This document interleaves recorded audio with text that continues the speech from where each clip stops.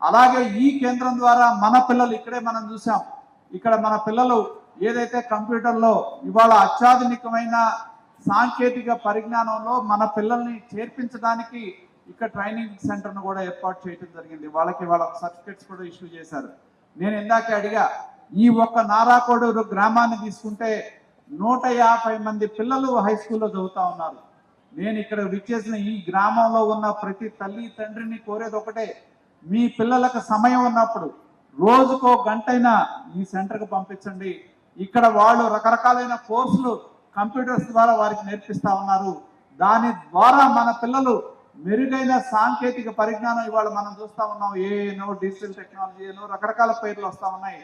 వాటికి ఆ అధునానికమైన విజ్ఞానాన్ని మన పిల్లలకు అందించేందుకు మన ఇంటి గడపకే ఇవాళ ఈ కేంద్రం ద్వారా అందిస్తా ఉన్నారు. కాబట్టి దాని ద్వారా ఆ సేవలు అందుకోవాలని చెప్పి కూడా నేను తెలియజేస్తా ఉన్నా.